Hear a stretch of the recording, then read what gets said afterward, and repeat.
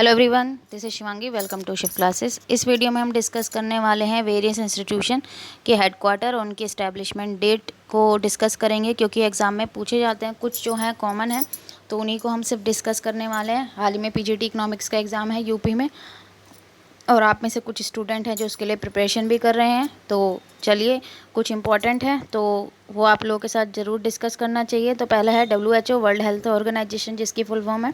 इसका हेडक्वार्टर कहाँ है? जिनेवा, स्विट्ज़रलैंड में है। और ये कब इस्टेब्लिश हुआ था? 7 अप्रैल 1948। ठीक है, आपको ध्यान रखना है WHO, वर्ल्ड हेल्थ ऑर्गेनाइजेशन कब आया? जब इंडिया क्या हो गया, आज़ाद हो गया था, उसके बाद। ऐसे करके कुछ ट्रिक आप अपने दिमाग में रख लो, जिससे आपको याद हो जाए कि वर्ल्ड हेल्थ ऑर्गेनाइजेशन कब बना? जब हमारा इंडिया जो था वो क्या हो गया था, आज़ाद हो गया था, उसके बाद 7 अप्रैल 1948। वर्ल्ड ट्रेड ऑर्गेनाइजेशन, WTO, ठीक है, इसका भी जो हेडक्वार्टर है वो कहाँ है? जिनेवा, स्विट्ज़रलैंड में। तो दोनों ही W से स्टार्ट है, दोनों में ही O है। दोनों का ही जो हेडक्वार्टर है वो जिनेवा, स्विट्ज़रलैंड में है। ठीक है, ये चीज़ ध्यान रखनी है। WHO 7 अप्रैल 1948 और वर्ल्ड ट्रेड ऑर्गेनाइजेशन 1 जनवरी 1995। ठीक है, 1 जनवरी 1995, ये ध्यान रखना। अब आगे UNCTAD, जिसकी फुल फॉर्म है United nation conference on trade and development. इसका भी जो हेडक्वार्टर है वो है जिनेवा, स्विट्ज़रलैंड में ही है, और इसकी स्टैब्लिशमेंट हुई थी 30 दिसंबर 1964 में। ठीक है, 30 दिसंबर 1964 में। तो इनकी जो डेट्स है वो आपको लर्न करनी ही पड़ेगी, लेकिन ये चीज़ इन तीनों में कॉमन है, WHO, WTO और UNCTAD, कि इन तीनों का हेडक्वार्टर एक ही जगह है। ये चीज़ आपको जल्दी से अब याद हो जाएगी कि WHO, WTO और UNCTAD का जो हेडक्वार्टर है वो कहाँ है? जिनेवा में। ठीक है, अब आ गया वर्ल्ड बैंक। इसके बारे में तो आप सभी को पता होगा कि इसका हेडक्वार्टर कहाँ है? वाशिंगटन DC, जो US में। इसकी स्टैब्लिशमेंट हुई थी जुलाई 1944। ठीक है, 1944।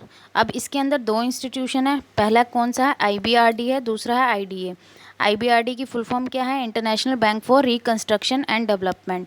तो पहले हम IBRD के बारे में देख लेते हैं, फिर IDA के बारे में देखेंगे। तो जो IBRD है, वर्ल्ड बैंक का काम क्या है कि लोन ऑफर कराता है वो। ठीक है, जो डेवलपिंग कंट्रीज़ हैं उनको। तो इसके जो दो इंस्टीट्यूशन है, इनका काम क्या है? ये लोन ही प्रोवाइड कराते हैं, लेकिन अलग अलग कंट्रीज़ को। तो जो IBRD है वो किनको लोन प्रोवाइड कराता है? मिडिल इनकम डेवलपिंग कंट्रीज़ को।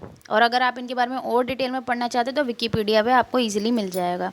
ठीक है, तो जो ऑफ़र करता है ये लोन, कौन? IBRD डेवलपिंग कंट्रीज़ को करता है। कौन सी? जिनकी मिडिल इनकम है। और ये इस्टेब्लिश हुआ था 1944 में। उसका हेडक्वार्टर जो है वाशिंगटन DC में ही है। ठीक है, ये जब वर्ल्ड बैंक बना है उसी के साथ इसकी जो इस्टेब्लिशमेंट डेट और इसकी और सेम ही है, और हेडक्वार्टर दोनों का वहीं है। कहाँ? वाशिंगटन DC में। और IDA क्या है? International development association. ये भी ऑफर करता है लोन।